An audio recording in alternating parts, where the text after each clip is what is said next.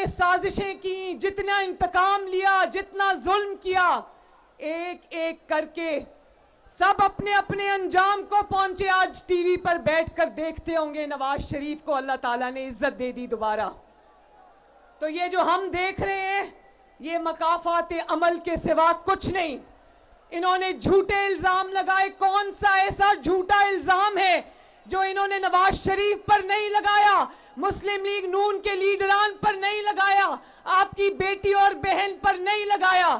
اللہ کے فضل سے آج سب سرخرو ہوئے. اور یہ جو جھوٹے الزام لوگوں پر لگاتے تھے, آج ایک ایک الزام جو ان پر لگا اور انہوں نے کبھی لوگوں پر لگایا, ان پر سچ ثابت ہوا.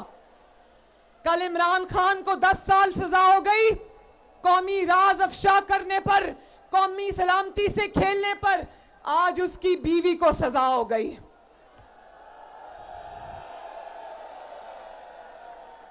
یہ لوگوں کو چور چور کہتے رہے. وہ کہتے تھے نا کہ وچوں وچوں کھائی جاؤ تو رولا پائی جاؤ.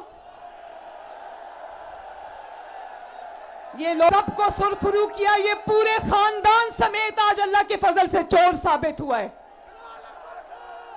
میں اس کی بیوی کی گرفتاری پہ خوش نہیں ہوں, میں کسی کی تکلیف پہ خوشی نہیں مناتی, لیکن ایک نظام آسمان سے بھی چلتا ہے. یہ نہیں ہو سکتا. میرے پہ کیا الزام تھا؟ میرے پہ کوئی چوری کا الزام نہیں تھا. میں بھی کسی کی بیٹی تھی, کسی کی بہن تھی, کسی کی ماں تھی. میرے پہ چوری کا الزام نہیں تھا. مجھے سزا صرف اس بات کی ملی کہ باپ کا ساتھ کیوں دیا, باپ کے ساتھ کھڑی کیوں ہوئی. لیکن بشرا بی بی پہ یہ الزام نہیں تھا. بشرا بی بی سے بشرا بی بی کے اوپر توشہ خانہ سے ہیرے جواہرات لے کر, ہیروں کے سیٹ لے کر, گھڑیاں لے کر بیچنے کا, چوری کر کے بیچنے کا الزام تھا, جو ثابت بھی ہوا. آج جو آج ٹی وی پر بیٹھ کر کہہ رہے ہیں یہ نہیں ہونا چاہیے تھا. کیوں نہیں ہونا چاہیے تھا؟ اگر کوئی وزیر اعظم چوری کرتا ہے اور اگر کوئی وزیر اعظم کی بیوی چوری کرتی ہے تو کیا اس لیے اس کو چھوڑ دیا جائے اور قانون حرکت میں نہ آئے کہ وہ وزیر اعظم ہے یا وزیر اعظم کی بیوی ہے؟ بتاؤ نارووال والوں. میں پوچھنا چاہتی ہوں آپ سے آج یہ بات, اور اللہ کرے کہ جو ہمیں برداشت کرنا پڑا وہ کبھی ان کو نہ سہنا پڑے. میں اپنے باپ کے ساتھ اپنی ماں کو لندن میں چھوڑ کے آئی اور اپنے باپ کے ساتھ میں نے گرفتاری دی. اڈیالہ میں اپنے والد کے ساتھ رہی. والد پاس ہی ہوتے تھے لیکن مجھے ملنے کی اجازت نہیں تھی. وہیں پر مجھے اپنے والدہ کے گزر جانے کی خبر بھی ملی. میں کہتی ہوں اللہ کرے یہ کبھی کسی دشمن کے ساتھ بھی نہ ہو.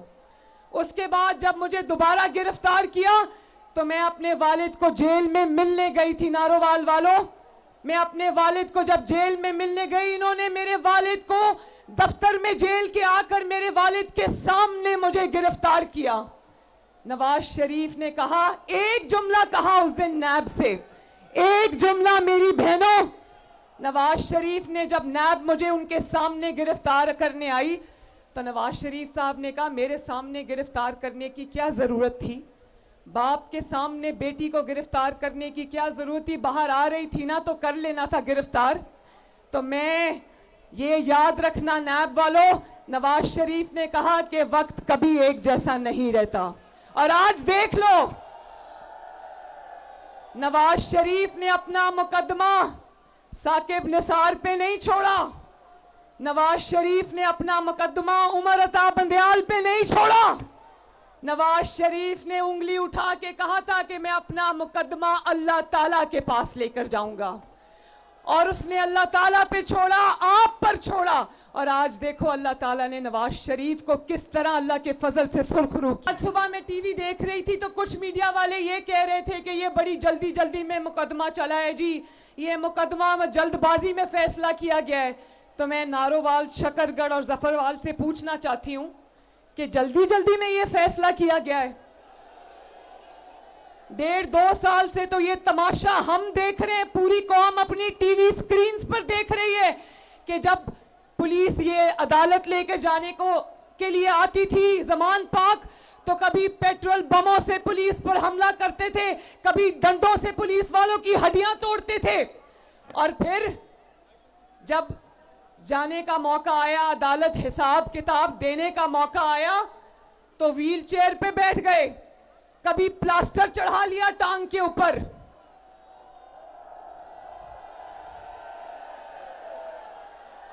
6 مہینے میں بلڈنگوں کے لینٹر اتر جاتے, ان کی ٹانگ سے پلاسٹر نہیں اترتا. اس کی وجہ یہ ہے کہ جب چوری کی ہوتی ہے نا, جب انسان کا دامن آلودہ ہوتا ہے, جب انسان کے ہاتھ چوری سے رنگے ہوئے ہوتے ہیں, تو پھر پلاسٹر چڑھانا پڑتا ہے ٹانگ پر. اور جب آپ کے لیڈر کی طرح دامن صاف ہو, نواز شریف کی طرح ہاتھ صاف ہو, تو نواز شریف شیر کی طرح 200 پیشیوں پہ سینہ تان کی عدالت میں پیش ہوتا ہے. جب انسان بے گناہ ہوتا ہے تو اللہ تعالیٰ کی طرف سے بہادری اس کے سینے میں آ جاتی ہے. میں بھی سزائے موت کی چکی میں رہی, 5 مہینے کوٹ لکھپت جیل میں سزائے موت کی چکی میں رہی. ایک دن میں نے رونا پیٹنا نہیں کیا, میں نے کہا کہ اللہ تعالیٰ کی طرف سے آزمائشیں گزر جائے گی, نواز شریف کی اور وطن کی محبت میں میری جان بھی جاتی ہے تو جائے. اور دیکھو آج مکافات عمل کے شاہکار ہمیں چاروں طرف نظر آتے ہیں, چاروں طرف نظر آتے ہیں. مسلم لیگ نون تو ایک سیاسی جماعت تھی, ایک نظریاتی جماعت تھی, برداشت کر گئی. مگر یہ جماعت اس لیے یہ برداشت نہیں کر سکی کیونکہ یہ ایک فتنہ تھا جس کو لایا گیا تھا پاکستان کو تباہ کرنے کے لیے. یہ اس کو شر پھیلانے کے لیے لایا گیا تھا پاکستان میں, جس نے ہمیشہ عوام کو یہی سبق دیا کہ مار دو, مر جاؤ, جلا دو, گھیراؤ کر لو, گردن سے گھسیٹ لو, آگ لگا دو, توڑ دو. تو یہ سب گالم گلوچ اور الزامات پہ زندہ تھے. آج دیکھ لو اللہ تعالیٰ کا کرنا. آج بیٹھ کے کسی نے پریس کانفرنس نواز شریف کے خلاف نہیں کی ہے. احسن اقبال صاحب کی میں نے آپ کو مثال دی, یہ آپ کے ایم پی ایز اور ایم این ایز کے کینڈیڈیٹس کھڑے, کسی ایک نے نہیں کہا کہ ہم پریس کانفرنس کر کے نواز شریف کو چھوڑتے ہیں. سب نواز شریف کے ساتھ ایک اہنی دیوار کی طرح کھڑے رہے. اور میں آپ کو بھی شاباش دینا چاہتی ہوں, جس طرح آپ نے مشکل وقت میں نواز شریف کا ساتھ نبھایا.